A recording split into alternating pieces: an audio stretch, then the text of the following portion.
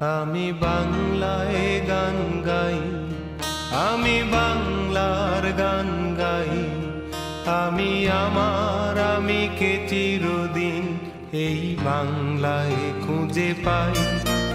আমি বাংলায় গান গাই, আমি বাংলার গান গাই, আমি আমার আমিকে চিরদিন এই বাংলায় খুঁজে পাই। আমি বাংলায় দেখি স্বপ্ন, আমি বাংলায় বাঁধি সুর, আমি এই বাংলার মায়া ভরা পথে হেঁটেছি এতটা দূর। আমার নাম গোলাম হায়দার, পিতা মৃত আব্দুল কাদের, মাতা মৃত বিবি মরিয়াম। আমার গ্রাম গণিপুর, ডাকঘর উপজেলা দাগনভূঞা, জেলা ফেনী। আমি 1967 সালে আতাতুরক হাই স্কুল থেকে এসএসসি পাস করি। এরপরে ওমরগঞ্জ এমইএস কলেজ থেকে ইন্টারমিডিয়েট পাস করি। সিটি কলেজ থেকে ডিগ্রি, চট্টগ্রাম সিটি কলেজ থেকে আমি ডিগ্রি। আমি যখন হাই স্কুলে পড়তাম তখনই আমি ছাত্রলীগের সাথে সম্পৃক্ত হই। এই ছাত্রলীগের সাথে সম্পৃক্ত হওয়ার পিছনে আসলে আমি আসম আব্দুর রবের কথা একটু বলতে হয়। উনি যখন আমাদের তখন তাকে ফেনী থানা ছিল, থানা কমিটি করতে গিয়ে আমরা তখন হাই স্কুলে পড়তাম। আসলে ওই থানা কমিটি উৎসাহিত হয়ে ছাত্রলীগে যোগদান করার জন্য, যে ছাত্রলীগের কমিটি যখন হচ্ছে, আমি ওই থেকেই আসম আব্দুর রবের সাথে, আসম আব্দুর রবের পিছনেই ছাত্র রাজনীতি করতে গিয়ে ছাত্রলীগের সাথে আমি সম্পৃক্ত হই। তখন আমি রাজনীতি করি। আমি যখন চট্টগ্রামে আসি, আমারই এলাকার সাবের আহমদ আজগরি ছিলেন চট্টগ্রাম মহানগরের ছাত্রনেতা, চট্টগ্রাম জেলার ছাত্রনেতা। আমি তার সান্নিধ্যে আসি, তিনিও আমাকে তার সাথে সাথে রাখেন। আমি ছাত্র রাজনীতি তার সাথে আমার সাথে গড়ি হয়। 69-এর গণ আন্দোলন করতে গিয়ে আমি সাবের আহমদ আজগরির সাথে বারতলি হাজি ক্যাম্পের সামনে থেকে অ্যারেস্ট হই। আমি 3 দিন জেলে ছিলাম 1969 সালে গণ আন্দোলনে। এরপরে 69 সালে আমার চাকরি হয়ে যায় চট্টগ্রাম বন্দরে। ও বঙ্গবন্ধুর আগরতলা ষড়যন্ত্র মামলার যে আন্দোলন সংগ্রাম চট্টগ্রামে হয়েছিল, সাবের আহমদ আজগরির সাথেই আসলে সমস্ত আন্দোলন সংগ্রামের সাথে আমি তার সাথে যুক্ত ছিলাম। বিভিন্ন জায়গায় মিটিং মিছিলে সে আমাকেই ডাকতো, আমি এলাকা ছেলে হিসেবে আমার খোঁজখবর রাখতো। আন্দোলনের পরে 69-এর গণ আন্দোলনের পরে আসলো 70-এর নির্বাচন। 70-এর নির্বাচন তো করলাম। 70 সালের নির্বাচনে আমি প্রথম ভোটার হই। আমার খেয়াল আছে, নিমতলা একটা প্রাইমারি স্কুল আছে, ওই স্কুলে আমি ভোটার। তখন এই যে আওয়ামী লীগের নির্বাচন করতে গিয়ে রাতকে রাত দিনকে দিন কাটিয়েছি সেই নিমতলা ডবল বোরিং থানা। তখন ডবল বোরিং থানা ছিল, তখন বন্দর থানা অবশ্যই ছিল না। যে ডবল বোরিং থানায় বন্দর থানায় মিলে যে এলাকাটা ছিল, এই এলাকাটায় আমরা এই যে আওয়ামী লীগের রাজনীতি করেছি। যখন 70 সাল চলে গেল, নির্বাচন হয়ে গেল, আওয়ামী লীগ জড়িত হয়ে গেল, আস্তে আস্তে আন্দোলন হলো। আন্দোলনের প্রত্যেকটা আন্দোলনের সাথে আমি জড়িত ছিলাম। এরপরেই আসলো 71 সাল। 71 সালে চট্টগ্রাম বন্দরে চাকরি করেছি। চাকরি থাকা অবস্থায় অবশ্যই এটা সবাই জানে যে সোহাগ জাহাজ আসছিল। সেই সোহাগ জাহাজ 23শে মার্চ 17 নম্বর জেটিতে সর্বপ্রথম বেয়ে সোহাগ জাহাজে যখন অস্ত্র নামাতে, যখন চট্টগ্রাম বন্দরের লেবাররা অর্থাৎ চট্টগ্রাম বন্দরের কর্মচারীরা যখন অনীহা প্রকাশ করে বা নামাবার জন্য তারা বাধা দিয়েছে যে তারা নামাবে না, তখন আমি সেই সোহাগ জাহাজের প্রতিরোধে অংশগ্রহণ করি। চট্টগ্রাম বন্দরের সকল কর্মচারী কর্মকর্তার সাথে, আমাদের সাথে শেখ মানিক ছিল, আরও অন্যান্য শ্রমিক নেতা ছিল। 25 তারিখ আমরা যখন জানতে পারি যে মেজর রফিক তৎকালীন ক্যাপ্টেন ছিলেন, উনি অ্যাডজুটেন্ট ছিলেন ইপিআর ক্যাম্পের। উনি যখন 25 তারিখ আপনার ইপিআর ক্যাম্প দখল করলেন, তখনও চট্টগ্রাম এই বন্দরের সোয়াজ জাহাজ থেকে অস্ত্র যেন নামাইতে না পারে সেজন্য প্রতিরোধ চলছিল। পাকিস্তানি আর্মিরা যাওয়ার চেষ্টা করছে, পাকিস্তানি আর্মিরা ওই জাহাজ পর্যন্ত পৌঁছতে পারতেছে না। সম্ভবত আমার যতটুকু মনে পড়ে 26 তারিখ সকাল 11টার দিকে আমি যখন আমার বাসার থেকে বের হয়ে জাম্বুরি মাঠ হয়ে যখন আমি আগ্রাবাদ রোডের দিকে আসি, ঠিক জাম্বুরি মাঠের কোনায় যে আপনার একটা পানির ট্যাঙ্ক আছে, পানির ট্যাঙ্কের কাছে আসছি আমি, তখন লিফলেট বিতরণ করতেছে কিছু লোক, কিছু ছাত্র যুবক, যে বঙ্গবন্ধুর স্বাধীনতার ঘোষণা। আমি তাড়াতাড়ি করে একটা নিলাম, দেখলাম যে বঙ্গবন্ধুর স্বাধীনতার ঘোষণাপত্র। এটা নিয়ে আমি আসে দেখি যে আগ্রাবাদ রোডও লোকারণ্য, তাদের কাছেও এক একটা করে এক একটা লিফলেট বন্ধুর নির্দেশ। আমরা চাকরিতে যেতাম না। এপ্রিল মাসের 11 তারিখের দিকে আমি আমার ফেনীতে চলে যাই। যাওয়ার পথে খুব কষ্ট পেয়েছি, কোথাও রিক্সায়, কোথাও বাসে, কোথাও হাঁটে, যেভাবে হোক সকালে শুরু করে সন্ধ্যার দিকে আমরা ফেনীতে পৌঁছি। ফেনী তখন মুক্ত, ফেনী স্বাধীন, আমার এলাকা স্বাধীন, মুক্ত। আমরা বাড়িতে চলে গেলাম। বাড়িতে গিয়ে তখন আমি সংগঠিত করার চেষ্টা করলাম লোকজনকে। আমার মনে হয় প্রায় আমরা 30-40 জনের মতো একটা ছাত্র যুবক আমরা একত্রিত হলাম। আমরা ট্রেনিং নেওয়ার ব্যবস্থা করলাম। একজন আনসার কমান্ডার ছিল, নাম ছিল তার আইয়ুব আলী, আমাদেরই এলাকারই, আমার গ্রামেরই। সে আইয়ুব আলী আমাদেরকে ট্রেনিং দিতেছে। একদিন ট্রেনিং অবস্থায় একদিন দেখে আমাদের তখন প্রাদেশিক পরিষদ সদস্য তালেব আলী সাহেব এবং লেফটেন্যান্ট হাফিজ আমাদেরকে ট্রেনিং অবস্থায় দেখে ওনারা গাড়ি থেকে নেমে আমাদের ট্রেনিংয়ে এসে আমাদেরকে আরও উৎসাহিত করলেন। আরও ছেলেরা আমাদের সাথে যোগদান করলো। ইতিবৎসরে আমরা প্রায় 15-20 দিন ট্রেনিং দেওয়ার পরে এমন অবস্থায় একদিন দেখি যে ট্রেনিং দেওয়ার বিকেলবেলায় পাক আর্মি আমাদের রাস্তা দিয়ে যাচ্ছে। আমরা তখন সেদিন আমরা ট্রেনিংয়ের জন্য প্রস্তুতি নিচ্ছিলাম। আমরা ট্রেনিং ওদিন থেকে বন্ধ করে আমি পরের দিন ভারতে চলে যাই। আমি ভারতে গিয়ে একিনপুরে চলে যাই। একিনপুরে গিয়ে ওখানে দেখি যে খাজা মোর সাহেবের ক্যাম্প, ওইটা আসলে চুত্তাগোলা হিসেবে পরিচিত, পাশাপাশি হলো একিনপুর। তো ওখানে গিয়ে প্রথমে আমাকে একিনপুর ইয়াদ ক্যাম্পে আমি ভর্তি হওয়ার পরে আমাদেরকে একিনপুরে একটা বিএসএফ ক্যাম্প ছিল, ক্যাপ্টেন ভট্ট ছিল সেই বিএসএফ ক্যাম্পের অধীনায়ক। উনি আমাদেরকে 15 দিনের ট্রেনিং দিলেন। 15 দিনের ট্রেনিং শেষে আমরা চলে আসলাম ফুলগাজীতে। ওখানে তখন ক্যাপ্টেন জাফর ইমামের নেতৃত্বে যুদ্ধ চলছিল সেই ফুলগাজী পশুরাম এলাকায়। আমাদেরকে তখন ব্রিফিং দিল। আমরা চলে আসলাম জাফর ইমামের সাথে। আমার যতটুকু মনে পড়ে, জাফর ইমাম সাহেব আমাকে যখন ট্রান্সফার করলো জাফর ইমামের কাছে, ওইটা ছিল সম্ভবত পাটোয়ারি বাড়ি, ফুলগাজী এবং নূতন মুন্সিরহাটের মাঝামাঝি জায়গা, ওটা পাটোয়ারি বাড়ি। আমি সন্ধ্যার পরেই ওনার কাছে পৌঁছি। আমরা 3টা ছেলে, একটা কুমিল্লার আর 2জন আমরা ফেনী। যখন আমি ওখানে পৌঁছি, জাফর ইমাম সাহেব আমাদেরকে পোস্টিং দিলেন রেল লাইনের এবং পুকুরের মাঝখানে ওখানে একটা 6-7 জনের একটা ছিল, ট্রেন ছিল। ওই ট্রেন্সের মধ্যে ট্রেন্স থেকে পরে আমাকে আবার ট্রান্সফার করে নিয়ে আসলো পুকুর পাড়ে। আমার এখনও মনে পড়ে ওই কুমিল্লার ছেলেটা একটু সাহসী ছিল, আমার চেয়েও সাহসী ছিল আমি বলবো। সে পাক আর্মির অবস্থান দেখতে জন্য একটু মাথা উপর করে একটু দাঁড়িয়েছিল। পাক আর্মির সে নজরে পড়ে গেছে। সে দেখতেই এমন একটা গুলি আসলো, তার মাথার উপরে ব্রাশ পড়লো। ওই ব্রাশ এসে এমনভাবে আমি দেখলাম সে জয় বাংলা বলে এমন এক লাফ দিল, দাঁড়াস করে পড়ে গেল নিচে, সে মারা গেল। তখন আমি পিছনে খবর দিলাম জাফর ইমাম সাহেবের যেখানে হেডকোয়ার্টার ছিল। জাফর ইমাম সাহেব পুকুরের অল্প পারে গরুরগড়ের পিছনে ছিল ওনার ট্রেন্স। ওই ট্রেন্সে খবর পেলেন, পিছন থেকে লোক এসে ওকে নিয়ে গেল। আরেকজন এসে আমার সাথে যোগ দেওয়ার পরে আমরা তখন জেনে গেল যে তারা আমাদের পজিশন জেনে গেছে। তখন আমরা অ্যালার্ট হয়ে গেলাম। আমরা ঠিক এমন এক মুহূর্তে আমরা আস্তে আস্তে ওই পাঞ্জাবিদেরকে করার জন্য কৌশলগতভাবে আমরা 3 দিক থেকে ঘেরাও করে ওই পাঞ্জাবি ট্রুপদেরকে আমরা হটাতে পেরেছি। ওরা চলে গেছে। আমরা এই অবস্থায় 2 জন পাঞ্জাবি লাশ আমরা ওখানে পেয়েছি। এরপরে যখন ফুলগাজী এবং পশুরাম আবার পাঞ্জাবিরা যখন দল করলো, আমরা আবার ভারতে প্রবেশ করলাম। এরপরে আমি চলে গেলাম আবার ট্রেনিংয়ে। আবার উচ্চতর ট্রেনিংয়ে আসম আব্দুর রব সাহেব আমাকে দেখে একটা উচ্চতর ট্রেনিংয়ের জন্য আমাকে পাঠালো। সেখান থেকে আমি ট্রেনিং শেষ করে আমার এলাকায় দাগন ভুঁইয়া কোথায় পাঠাইছে?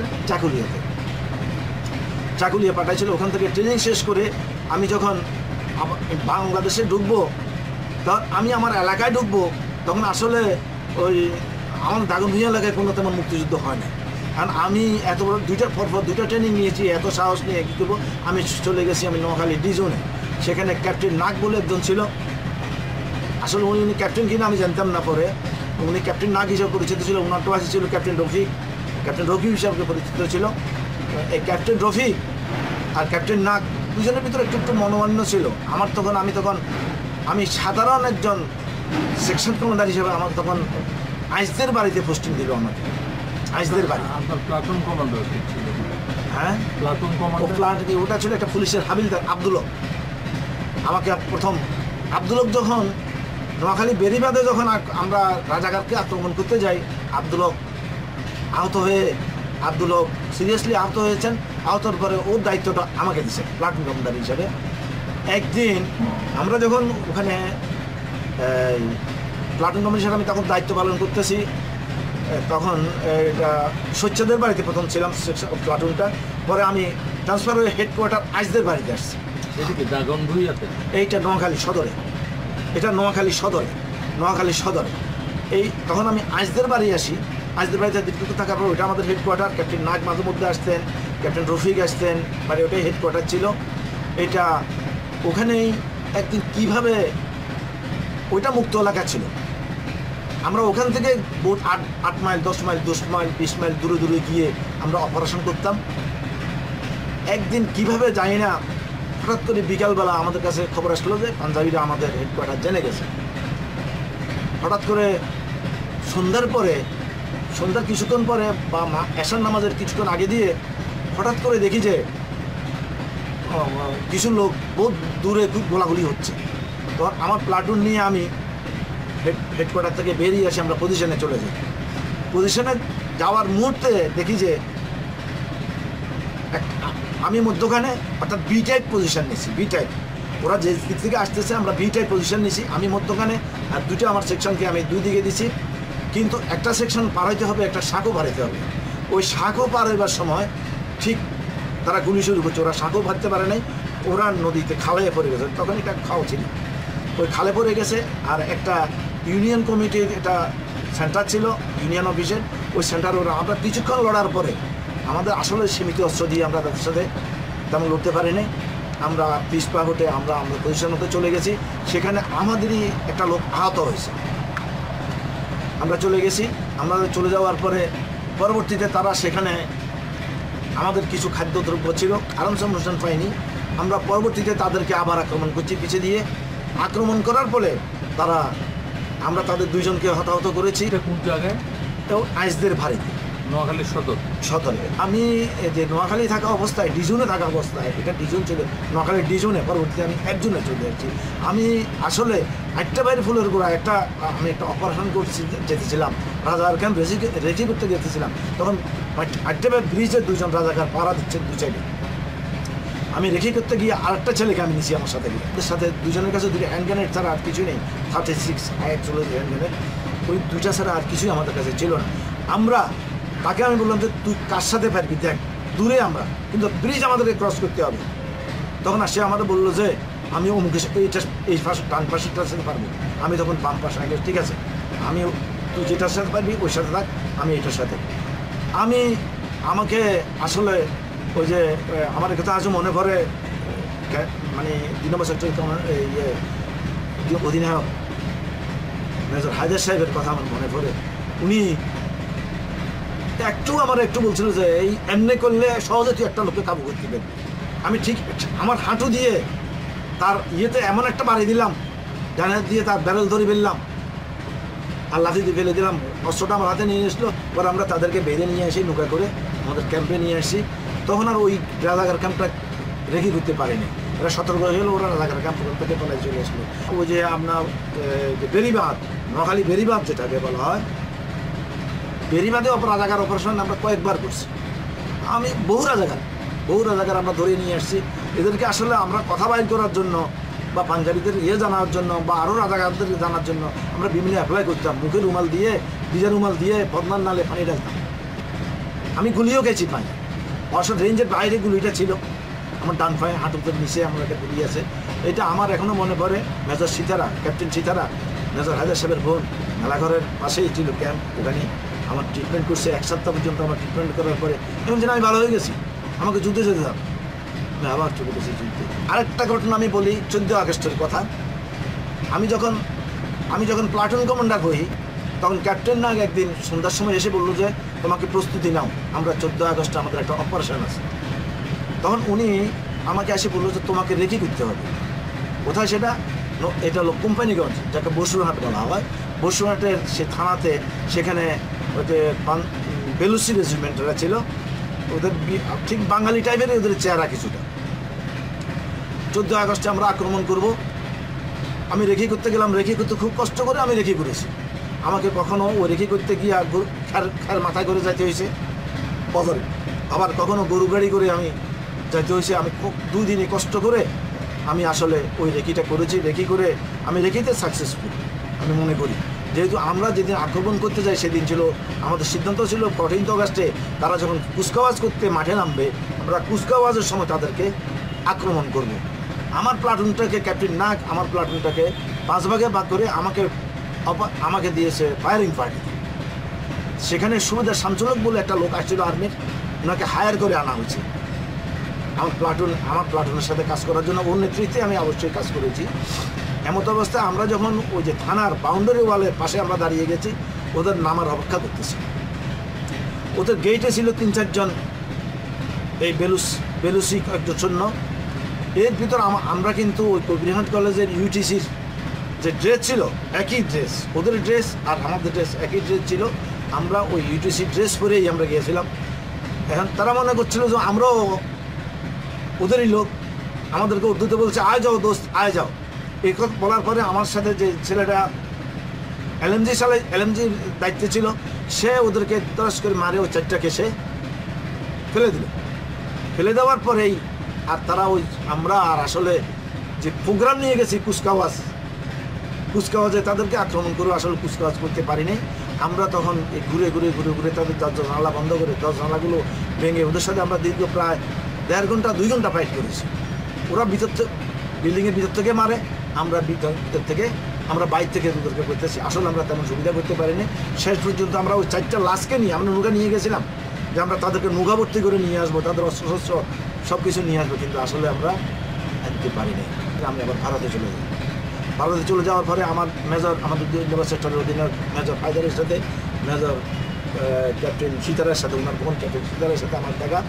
ক্যাপ্টেন হায়দার সাহেব আমার কিছুটা ওনার সাথে আমার লিয়াজও ছিল। উনি আমাকে বলেছে ঠিক আছে তোর দরকার নেই, আমি তোকে 1 জুনে দিয়ে দিচ্ছি। তখন পরিমাজারি ছিল 1 জুনের কমান্ডার, আমাকে ডিভিডি কমান্ডার করে 1 জুনে উনি পাঠিয়েছেন। আমরা ছাগল নিয়ে দিয়ে আমরা নেমে আসি। ওখান থেকে আস্তে আস্তে আসলে পাঞ্জাবি নামতে আমরা পাঞ্জাবি আর পাই নাই। এমন অবস্থা ডিসেম্বরের প্রথম দিকেই সম্ভবত 1 তারিখের দিকে আমরা ছাগল নিয়ে দিয়ে ফেনীর দিকে আমরা উঠবো। এমতো অবস্থায় আমরা আস্তে আস্তে ফেনীর ঠিক কাছাকাছি চলে আসছি। তখন আমরা 5 তারিখ আমরা আসলে অনেক রাজাকারদের সাথে আমাদের সংঘর্ষ হয়েছে। আমরা সেখানে প্রায় 10-15-20 জন আমরা রাজাকার ধরেছি, কিন্তু পাঞ্জাবিদের এই অবস্থায় আমার সময় কোনো পাঞ্জাবির সাথে আমার যুদ্ধ হয় নাই। আমি যখন ফেনীতে উঠি তখন আসলে ইন্ডিয়ান আর্মিদের সাথে আমাদের সাথে একটা খুব সংঘর্ষ হয়ে গেছে। ওরা মনে করছিল আমরা রাজাকার বা আলবদর বাহিনী। সংঘর্ষ হওয়ার পরে ক্যাপ্টেন সাহা বলে একজন ছিল, উনি তখন আমি ওনাকে বললাম যে উনি দূর থেকে বলতেছে তোমরা কি বাঙালি? এখন হ্যাঁ বাঙালি। পরে শেষ পর্যন্ত আমরা হাতাহাতি হয়ে গেছে ওদের মধ্যে ভুল বুঝাবুঝির কারণে। কিন্তু 6 তারিখ ফেনী স্বাধীন হলো। আর তখন নোয়াখালী স্বাধীন হয়নি। তখন ক্যাপ্টেন জাফর ইমাম ছিলেন। তখন আমাদের টিচার ট্রেনিং কলেজে আসি আমরা উঠলাম। তখন ফেনী জাফর ইমাম সাহেব আমারও বললো যে তুই ফেনী থেকে যা, তুই চিরঙ্গি দিকে যাওয়ার দরকার নাই। কারণ মেজর থাপ্পড় ছিল সার্কিট হাউসে, আমি মেজর থাপ্পড়ের কাছে যাই। মেজর থাপ্পড় বলতেছে যে না তোমাকে চিরঙ্গি করো, তুমি এখানে থাকার দরকার নাই। আমি মেজর থাপ্পড়ের নির্দেশ অনুযায়ী আমার জাফর ইমামের সাথেই আমি চিরঙ্গির দিকে চলে আসি। চট্টগ্রাম আস্তে আস্তে যুদ্ধ করতে আমরা আস্তে আস্তে চট্টগ্রামের দিকে চলে আসি। আমরা চট্টগ্রাম সম্ভবত 17 তারিখ স্বাধীন হয়েছে। 17 তারিখ স্বাধীন হওয়ার পরে আমি চট্টগ্রাম ত্যাগ করি 18 তারিখ বিকেলবেলায়। 18 তারিখ বিকেলবেলায় সকালবেলা আমি চট্টগ্রাম বন্দরে চাকরি করতাম, সেই হিসাবে আমি চট্টগ্রাম বন্দরে একটু যাই। আমি আমার কর্মকর্তা মুসাফিরের কাছে দেখা করে আসছি। এরপরে আমি আবার ফেনী চলে যাই। ফেনীতে আমার যে 1 জন ছিল, যে 1 জনের কমান্ডার জন হাজারি সাহেব, উনি আসলে আসেন নাই উনি ফেনীতে, চট্টগ্রামে আসেন নাই, আমি দায়িত্বে নিয়ে আসছিলাম। তো আমরা সেখানে ক্যাম্প করি। এখানে আসলে দেশ স্বাধীন হওয়ার পরে অনেক কিছু ঘটে গেছে। আপনারা জানেন ফেনীতে একটা শান্তুলাল দাশগুপ্ত এসিডন বলে একটা ওষুধ ছিল, এসিডন একটা ওষুধ, এই ওষুধের মালিক ছিলেন শান্তুলাল দাশগুপ্ত। মিদন মিয়া বলে এক লোক ছিলেন মুসলিম লীগের বা মুসলিম লীগেরই সম্ভবত মুসলিম লীগের বড় নেতা। শান্তুলাল দাশগুপ্ত মালিক, এসিডনের মালিক ছিলেন, একটা ল্যাবরেটরি ছিলেন বা মালিক ছিলেন। এই মিদন মিয়া ওটা দখল করছেন। আমি আসলে ওই মিদন মিয়াকে অ্যারেস্ট করতে যাইয়া আমি দেখি যে ওর ভাগিদারা তাকে ঘেরাও করে রাখছে। মিদন মিয়াকে আমি পাই 8-10 জন মহিলার মধ্যে সে শুয়ে দিয়েছে। ওখান থেকে আমি ধরে নিয়ে আসছি। আমাকে এতগুলো স্বর্ণের বস্ত্র দিতে ছিল, আমি সেটার দিকে সেদিন তোয়াক্কা করি নাই। কিন্তু আমি মিদন মিয়াকে নিয়ে গেছিলাম ফাজিলপুর হইয়া, তাকে ওই যে বুরবুরি ঘাটে নিয়ে গেছিলাম ফেলে দেওয়ার জন্য। কিন্তু খাজা মোসাদ তালেব আলী সাহেব তখনকার কমিউনিস্ট পার্টি বা ইউনিয়নের নেতা ছিলেন রফিক ভুঁইয়া, পরবর্তীতে বিএনপিতে চলে গেছেন অ্যাডভোকেট রফিক ভুঁইয়া। ওনারা তিনজনে তালেব আলী সাহেব বসে বললে যে ঠিক আছে, ওকে মারিও না, ওকে আমরা জেলখানায় দিয়ে দিই, তুমি এতে খুশি থাকো। এটা অনেককে আমি চ্যালেঞ্জ স্বরূপ অ্যারেস্ট করেছি, কিন্তু আসলে আমাদের নেতাদের কারণে আজকে এগুলো বলতে গেলে আমাদের উপরেই দোষ যাবে। আমাদের নেতাদের কারণে এদেরকে হয়তো জেলে দিয়ে আজকে এরা অনেক কিছু করেছেন। আপনারা হয়তো জানেন পাকিস্তান এই পিরিয়ডে, পাকিস্তানের এই 9 মাস পিরিয়ডে পাকিস্তান জাতীয় পরিষদের সদস্য বানাইছেন, অনেককে প্রাদেশিক পরিষদের অনেক সদস্য বানাইছেন। আবুল খায়ের বলি একটা লোক, কাজী আবুল খায়ের, সে আমাদের এলাকার এমপি হয়েছে, এটা নমিনেটেড এমপি। তাকে মেরে ফেলার জন্য মুক্তিযোদ্ধারা নিয়ে গেছেন। আমি বলছি যে হ্যাঁ ঠিক আছে মেরে ফেলাও, আমার ছেলেটাই। কিন্তু তালেব আলী সাহেবের ঘনিষ্ঠ আত্মীয়, আজকে বলতে গেলে কি সে কাজী আবুল খায়ের এখনও জীবিত। সেই আমি পরস্পর শুনেছি সে আসলে খারাপ কাজ করে নাই, খারাপ কাজের সাথে জড়িত ছিল না, তারপর তো সে এমপি হয়েছে। আসলে দেশ স্বাধীন হওয়ার পরে আমাদের কারণে, আমাদের নেতাদের কারণে, এগুলো বলতে গেলে কি আমাদের নেতাদের কারণে আজকে দেশের এই অবস্থা। যদি সেদিন যদি সত্যিকারের স্বাধীনতার মর্ম, মুক্তিযুদ্ধের চেতনা, আদর্শ যে বাস্তব হইতে যদি তখন হয়ে যেত, তাহলে তো আজকে আর দেশের এই অবস্থা হতো না। যে মুক্তিযুদ্ধের চেতনা আদর্শ আছিল সেটাকে বাস্তবায়ন করতে হলে সৎ লোকের প্রয়োজন, সৎ লোকের অভাব। আজকে এই সৎ লোক সৃষ্টি করার জন্যই সৎ লোক সৃষ্টি হইতে হবে, সৎ লোক সৃষ্টি করার পথ আমাদেরকে বের করতে হবে, তারপর সত্যিকারভাবে দেশ শাসন করতে হবে, তাহলে দেশের উন্নতি আসবে, সফলতা আসবে, মুক্তিযুদ্ধের চেতনা আদর্শ বাস্তবায়িত হবে। বাংলায় আমার জীবনানন্দ, বাংলা প্রাণের সুর। আমি একবার দেখি, বারবার দেখি, দেখি বাংলার মুখ। বাংলায় আমার জীবনানন্দ, বাংলা প্রাণের সুর। আমি একবার দেখি, বারবার দেখি, দেখি বাংলার মুখ।